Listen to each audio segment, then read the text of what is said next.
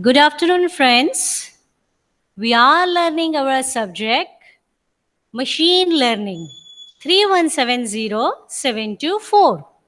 And in that, we are learning our module 1, that is Introduction to Machine Learning. Books of this subject, they are this 5 which are there in GTU syllabus. And one thing is, you can see here, say second number of book, the title is Machine Learning with Python. Fourth number book is also Machine Learning with Python. And this fifth number book is also Python Machine Learning. Fine. So you can understand that GTU also says that you should study this subject with Python. Okay. I already told you that you should require Python. Fine. And yeah, one thing is, yesterday we have seen the content, that is whatever we want to cover in this particular module. But one more thing is, it is part of our course outcome 1. Course outcomes are the outcomes of this particular course. And you can say that after learning this particular course, what you will be able to know, isn't it? That is known to you. So for this particular chapter or module, we can say course outcome is explore the fundamental issues and challenges in machine learning, including data and model selection and complexity. Fine. So first two chapters, they are part of this CO1 module. Okay. CO1 is course outcome. You already know. Fine. So we have studied the human learning example, machine learning definition. That is, machine learning is concerned with machines that automatically improves their performance through experience. Right? That definition we have seen. Human versus machine learning. In short, we can say the intelligence whatever humans are having, that cannot be available in the machines, isn't it? That cannot be there in the machines, right? Okay.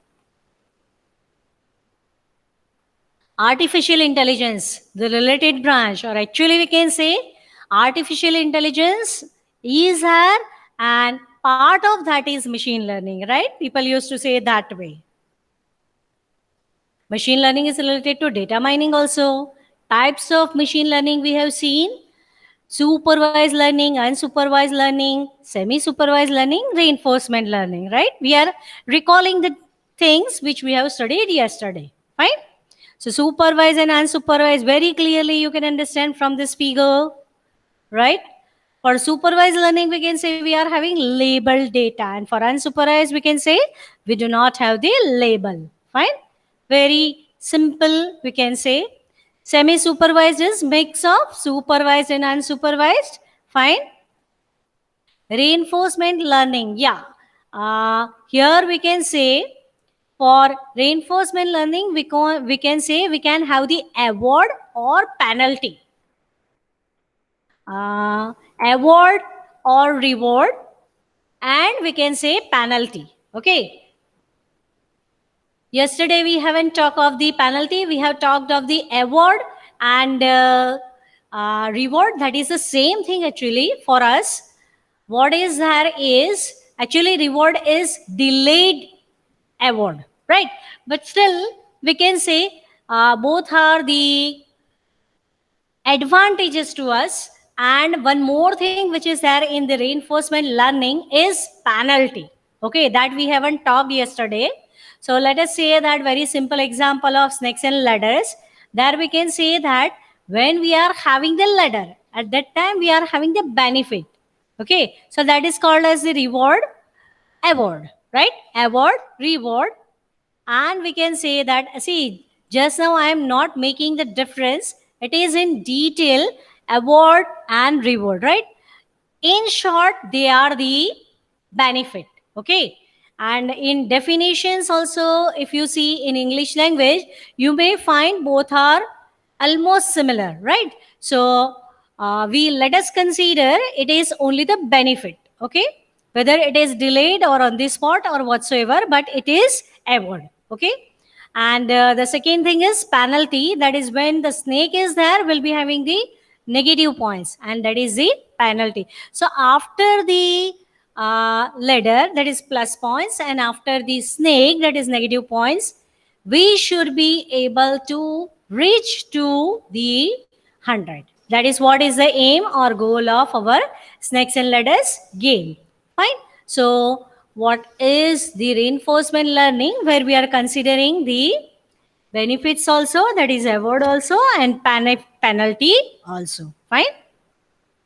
We have talked of the applications. There we have considered the image recognition, speech recognition, traffic prediction, product recommendations. Now we want to know about the self-driving cars.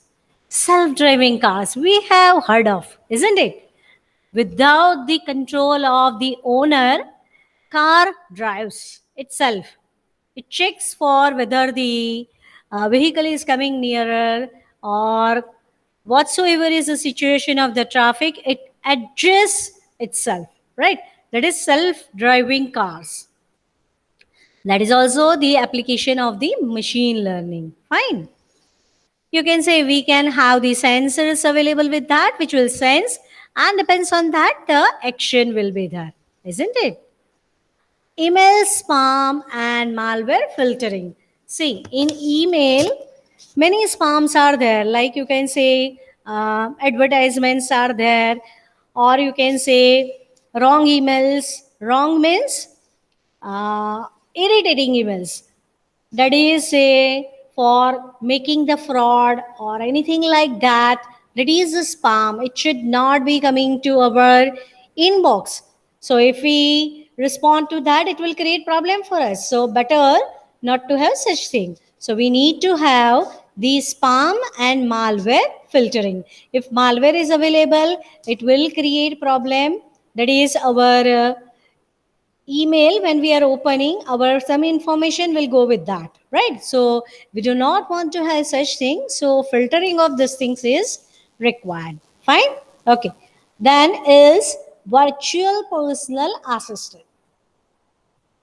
Virtual personal assistant, say if I want that on my PC something should not be open during this time, if I want to control myself, then you can say that I'm having the software which will block few URLs during that time, right? So it is virtually assisting me. It is virtually assisting me. It is stopping me. It is blocking me, right? You may consider the example, not particularly personal means me only, but let us consider that the pornography or such sites are there which should not be seen to kids.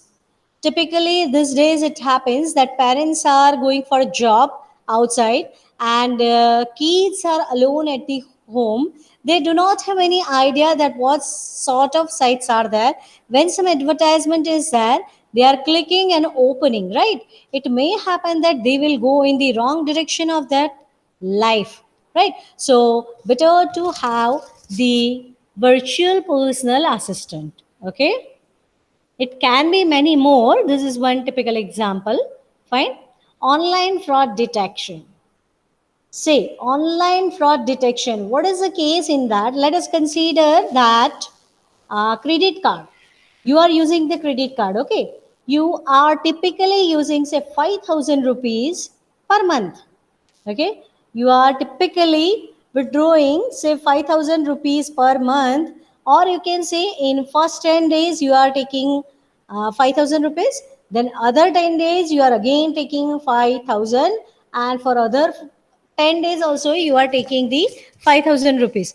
But suddenly it is found that you have purchased too many jewelries, too many branded clothes. Then what? Is it fraud? It cannot be. You yourself have purchased all these things. So is it fraud? No, it is not fraud, but it can be matching with the transaction which is being done through the stolen cards.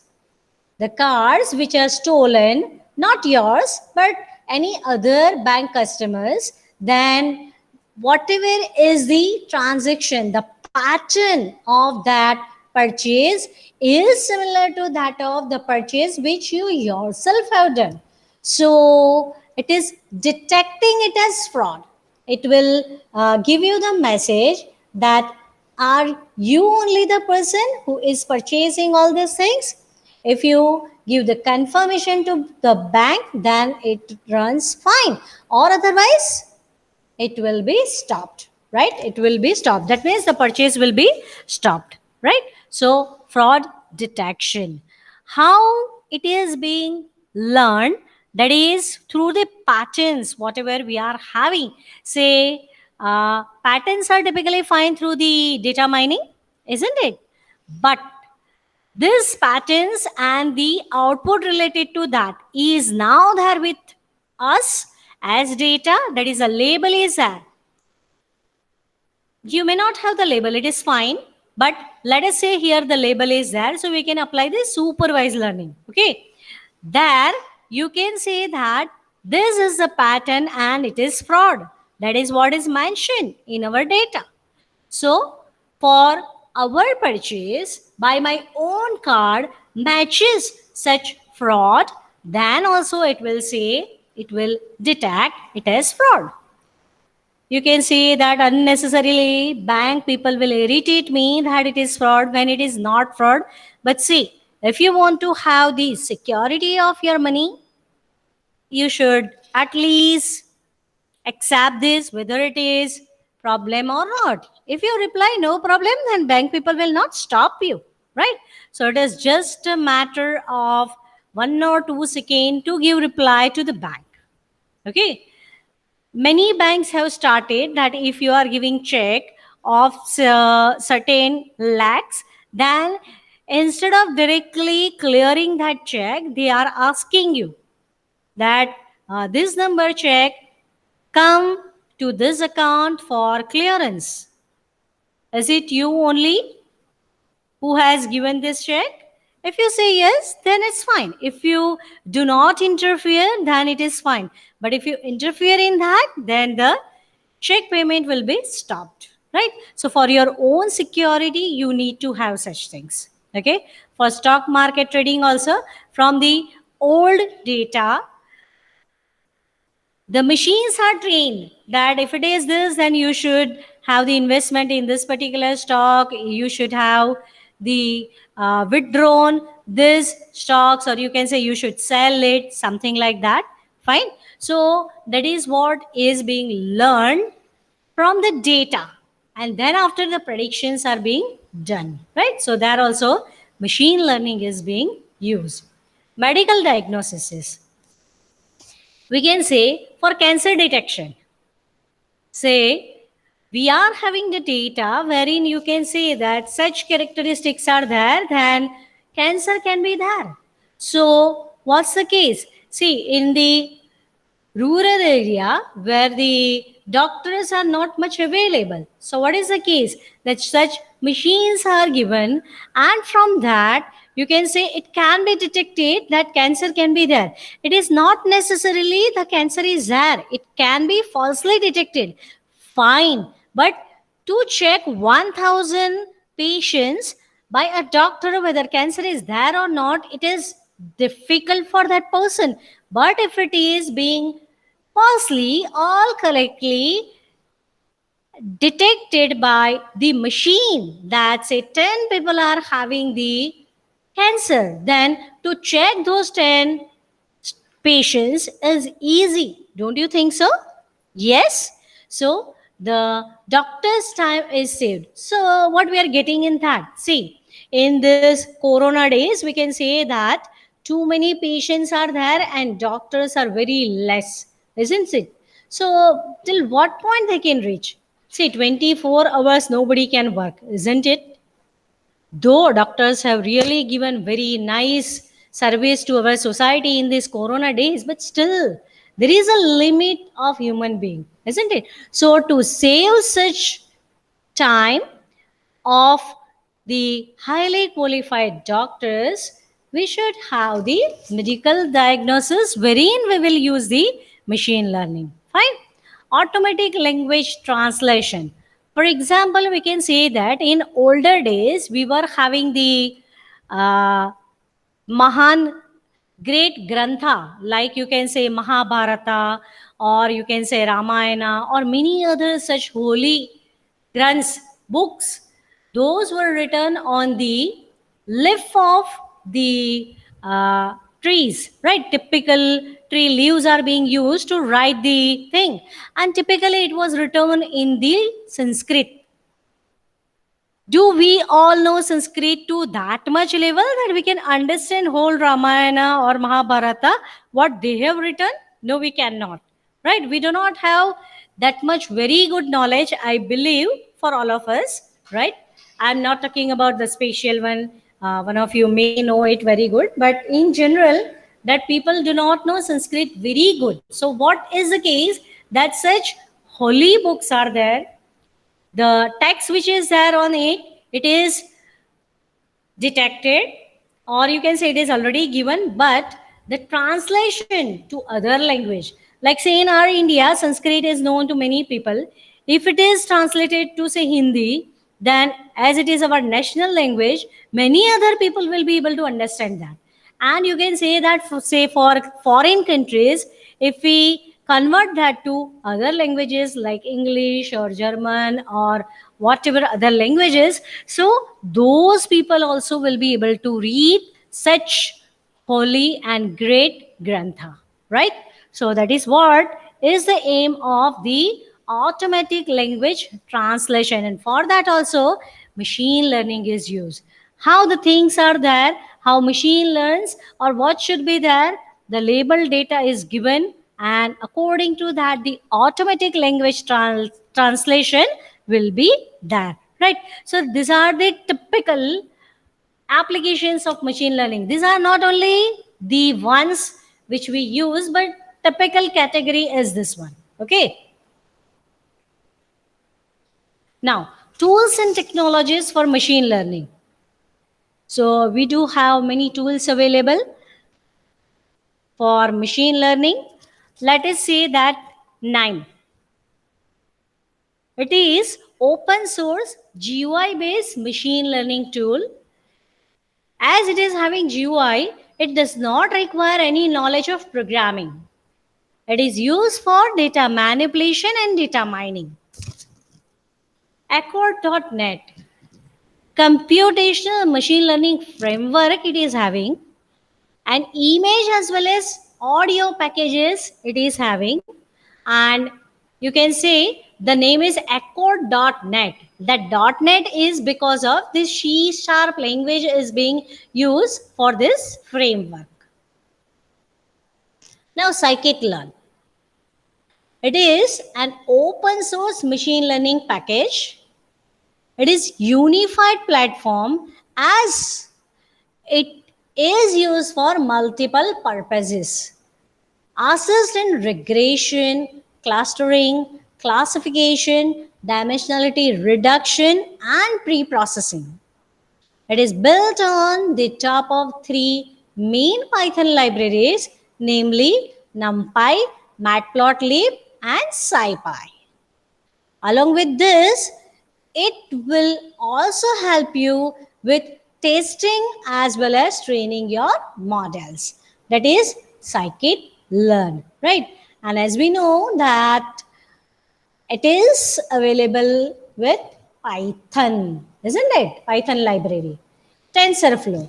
It is also open source framework that comes in handy for large scale as well as numeric machine learning. It is a blender of machine learning as well as neural network models. Neural network. Neural network is where we are talking of the use of, say, similar to that of our brain neurons, right? It is also a good friend of Python. It runs on CPU and GPU. GPU is graphical processor unit, isn't it? This is central processing unit. This way it is graphical processing unit, right? Natural language processing, image classification are the ones who implement this tool. Fine? Weka. Many of you have already used Weka in your subject of data mining, so you already know that. Weka is open source software. It has a graphical user interface. It is very user friendly. The application of this tool is in research and teaching. Teaching I have already done, and you people will do that for research, right? That you can do. Along with this, Weka lets you access other machine learning tools as well. For example, R, scikit-learn, etc. So that is much useful, isn't it? PyTorch, a deep learning framework. If you find the latest topic for computer engineering, or you can just say latest trends, that also you will find the deep learning, right? So this PyTorch is having the deep learning framework, very fast as well as flexible to use, because it has a good command over the GPU, right? For PyTorch only, some more characteristics. It is used in the most vital aspects of machine learning, which includes building deep neural networks and tensor calculations. It is completely based on Python, right? Along with this, it is the best alternative to NumPy. Next one is RapidMiner, a deep learning framework, right? Platform independent, their own data as well as test their own models. There we are having the drag and drop working. So we can say it is easier for us, right? Google Cloud Auto ML. The objective of Google Cloud Auto ML is to make artificial intelligence accessible to everyone. It provides the models which are pre-trained to the users in order to create various services. For example, text recognition, speech recognition, etc. Popular among companies, as the companies want to apply artificial intelligence in every sector of the industry, but they have been facing difficulties in doing so because there is a lack of skilled AI persons in the market. Jupyter Notebook. Many of you who have already learned Python for data science as well as data mining, they must have used Jupyter Notebook. So you people know that, right? Most widely used machine learning tools, very fast processing as well as an efficient platform. It supports three languages, namely Julia, R, and Python. So the name of the Jupyter is formed by the combination of these three programming languages: Julia, Ju, Python, PyT, and R, right? So that is Jupyter. Okay? It allows the user to store and share the live code in the form of notebooks. It is really good. If you are having the Jupyter notebooks, then you can say that the way I have written the code, the same way you will be able to see the output. You can learn it very easily. You can change few things and you can understand very easily, right? Apache Mayout is launched by Apache, which is an open source platform based on Hadoop. It is used for machine learning and data mining. Techniques such as regression, classification, and clustering become possible. It also makes use of math-based functions such as vectors, etc. Next tool is Azure Machine Learning Studio. Is launched by the Microsoft. It provides machine learning services to users. It is a very easy way to form connections of modules and data sets. It provides AI facilities to the user just like TensorFlow. It also works on CPU and GPU. Next is MLlib. That is, we can say machine learning library, isn't it? So what are the characteristics of it? Like Mayout, MLlib is also a product of Apache Spark.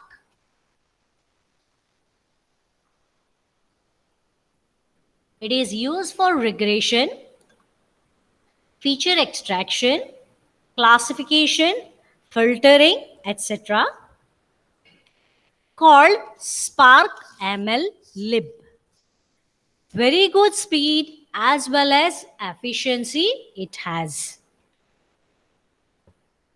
Next one is Orange 3. It is a data mining software. It assists in pre-processing, data visualization, and other data related stuff. It can access through the Anaconda Navigator.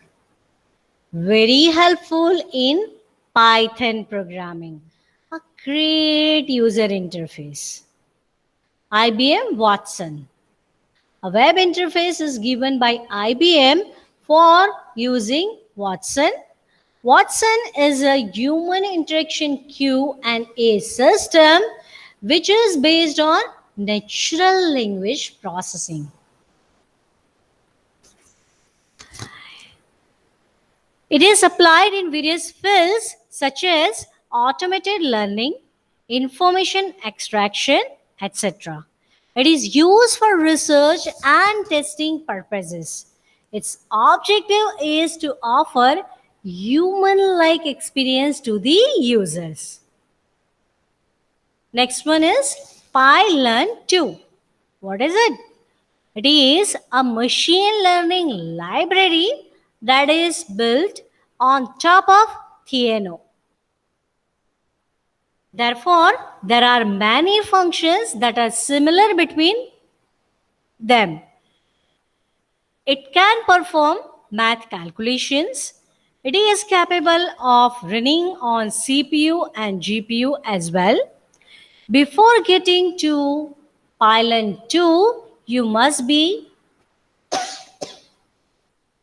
familiar with Theano.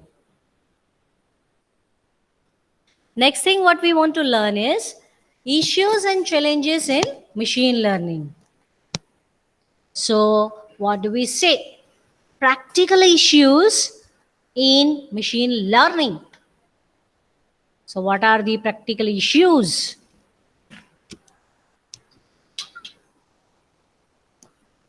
Lack of quality of data. Typically, whatever data we are having in that, quality is not there. What do we mean by quality? Or we can say, what do we mean by it is not having the quality? So the data, whatever we are having from whatever source we have collected, typically it is noisy, incorrect, or incomplete. Noisy, for example, I can say we are measuring the temperature. Automatically, we are measuring the temperature and we are passing through, say, system. Then it happens that the measuring instrument is noisy. So we can have the data that is also noisy, right? See, typically for machine learning, we are not considering the data which is coming from only one source. It is coming from various sources. So it may happen that machine at a particular case may be noisy, right? So data is not the quality data. Incorrect data can also be there, maybe by mistake or maybe knowingly people have done. This incomplete data. Say, few instruments are giving, say, some features, few other instruments are giving some other features. It may be the case that some features are common, but some features are not available, right? So we can say that the incomplete data is there, right? So lack of quality data. So what should we do about that? Issue is there, so we have to solve that, right? So noise removal algorithm should be there. Incorrect data means incorrect data is there, so we should be able to rectify that data. And if it is incomplete data,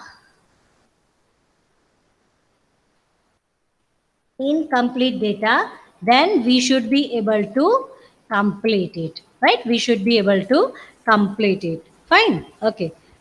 Next one is getting bad recommendations. We have seen in the machine learning applications that the recommendations are there. Typically, recommendations systems are using the proposal engines. And if we use complex algorithm in them, it may tend to provide the wrong results. So typically I used to have, for example, I used to like the comedy movies, then it will show me the danger movies, right? See, wrong recommendations or bad recommendations we can have, right? If the algorithm is so complex that it is giving us the wrong results, right? Very simple, isn't it? Next thing is talent deficit. Rare experts are available for machine learning area. Rare, very rare. Not many experts are available in this area. Okay, so if you learn it, if you become expert, you have the whole world for you, right? Open for you. So better to learn this subject properly and do learn the implementations very good. Okay, so next thing is the implementation. Slow deployment is there. Data security is also a concern, and lack of data, right? We do not have much data available from which we can say that we'll be able to make machine learn, right? See, in older days, we were not taking the data from the machines. We were not collecting the data, right? If we do have the data, not only from machines, but if we have the data for a particular process, we know the labeled output, we will be able to predict for the new data, right? Okay, so we can say that the security is the concern, lack of data is there, and we can say slow deployment will be there, right? If we do have good amount of data and good results, we can say that we'll be able to deploy also fast. Okay, making the wrong assumptions. If you have made the wrong assumptions for our machines, then it will give the wrong results, right? It will give us the wrong results. Deficient infrastructure. In the tools and technologies, we have seen that GPU and CPUs are used, isn't it? Typically, GPUs are used for deep learning, but still people are using for machine learning also. And you can say machine learning algorithms are only actually typically used in the deep learning algorithms. So actually, GPU is very costly. GPU is very costly. One example I am showing you here, that is deficient infrastructure. For that, the infrastructure what we want to purchase, for example, this GPU is very costly, right? For say simple self-finance institute will not be able to purchase it, right, unless their trust is very strong financially, right? Okay, so or government institute is there, they'll be having very good funds, so they'll be able to have the good infrastructure. Otherwise, deficient in the infrastructure, right? Having algorithms become obsolete when data grows. See, today's a few algorithms are there, they are working fine with the today's data, but, but these days, data grow very fast. You can see, for say simple Facebook, we can say that in a minute, too much data is being uploaded. Status is there, video is there, photo is there, many more things are there, and you can say that the data is growing exponentially, isn't it? So what happens that the algorithms become obsolete and the data is growing very fast, right? So that is what is the issue. So what should we have is, we should have the algorithms that should be latest and that should be available as soon as the data is growing, right? As the data is growing, not as soon as, but we can say as data is growing, the algorithms also should be latest, right? Next one is absent of skilled resources. Skilled people in this area are available very less. Customer segmentation. For that also, you can consider few particular characteristic and you can have the customer segmentation, but there also the practical issues are there. It depends on what sort of segmentation you have to do, right? For example, we can say income tax customers are there. So what you can say is, a few are like we teachers, so they are having a fixed income, and you can say that not much income.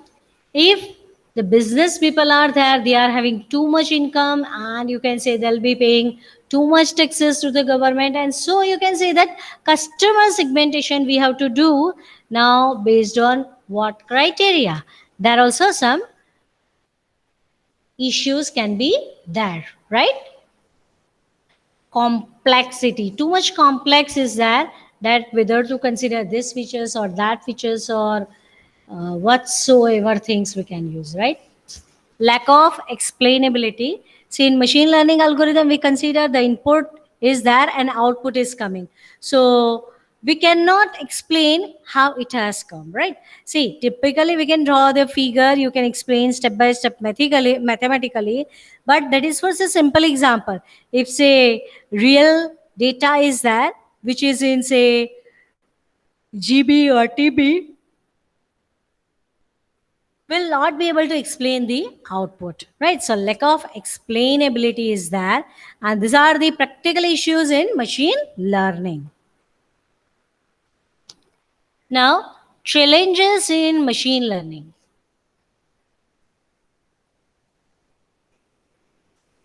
So what are the challenges here? Data collection. Data collection is a challenge. Why it is challenge? It's so simple. Let us have the Google form and collect the data. It is not so small data, right? When we consider machine learning, we should have the enough amount of data. That is with labeling also. So you can say data collection is a problem. Problem in the way that we should have the quality data available, isn't it? And that should be collected from whom? Is it always the customer? Is it always the students or teachers or whatsoever? Isn't it? If I want to consider the feedback of my teaching, typically how many students will feel that? I believe, say, 60 students are there in the class, all 60 will fill. But is it the real case? That may be the real case. That is, you can say that teacher is pressurizing you to fill the data, and so you may fill, that is 100% students will fill, it may be the case. But in case of the business, say you are the customer, and they will say that, ma'am, please give this feedback. Are you every time giving that feedback? 90% of the time you are not giving the feedback, I believe so, right? You will say it's okay, it is fine. They many a times give you the benefits, like if you do fail this feedback, you can give the lucky draw, you can be given the lucky draw, and you can win this things. Many a time this also is the case, because people are not ready to provide the data. If suppose somebody wants to have the data about my purchase, if she is purchasing this type of brand, then we should give such recommendations or this or that. But will I give that data? I'm not ready to give my personal data, isn't it? If it is available, then it's fine, but it is not always available, right? And it is not always the case that people are purchasing through the cards only and you are having the data, right? So data collection is a challenge. We need to do many things in this particular case. Why are we learning these issues and challenges? It is because the research directions can be found. Though many people have already given few algorithms, few means many more algorithms too are available in the machine learning. For data collection also, still many more can be there, right? To make the ease in available algorithms, right? To improve the efficiency of the available algorithms. Fine. Next is less amount of training data. As I told you, people are not ready to provide the data, so typically you can say that we are having a less amount of data. And when we are considering machine learning applications, we have to use this data to train the machine, right? So data is less, so how can you train person or machine perfectly, right? Few situations are only given. So from that, we can say that machine will not be able to learn perfectly, right? Non-representative training data. See, training data are there, but are they exactly by the particular representatives?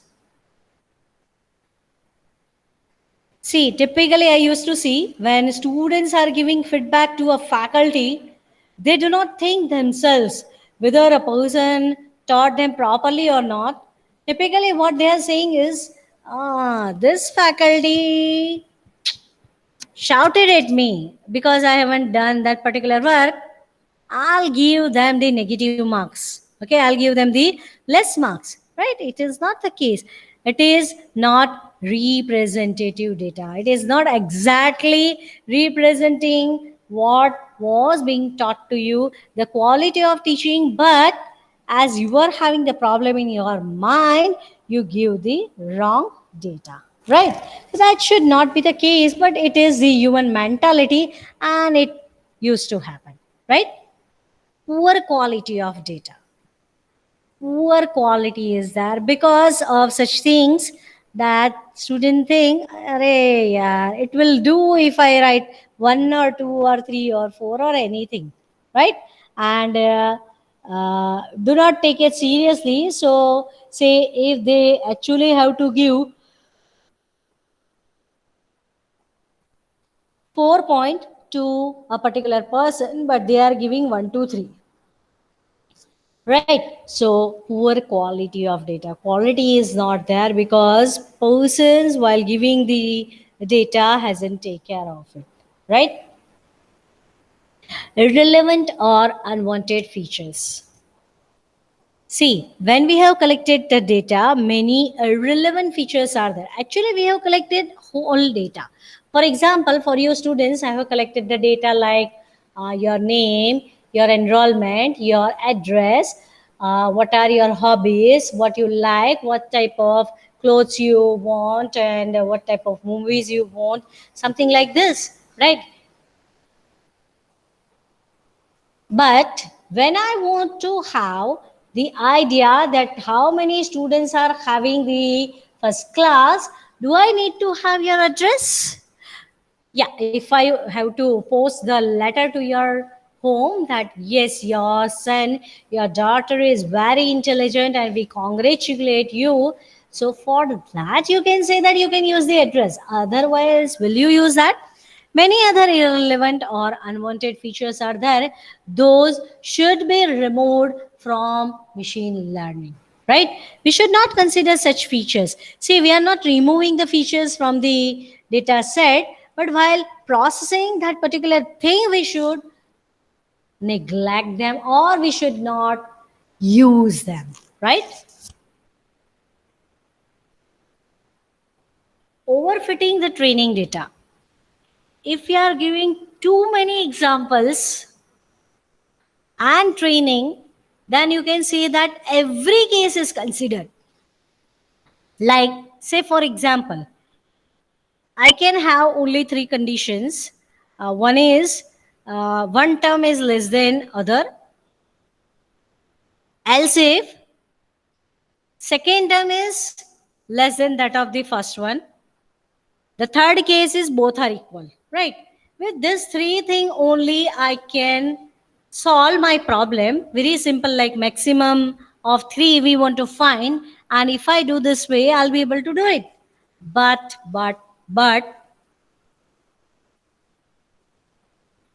people have given many conditions, overfitted. If it is this, it should be this. If it is this, it should be this. If it is this, it should be this. Many examples they have fit in, and so we can say that overfitted data is there, right? Overfitted model will not give you the correct results because it is having the influence of many other results, right?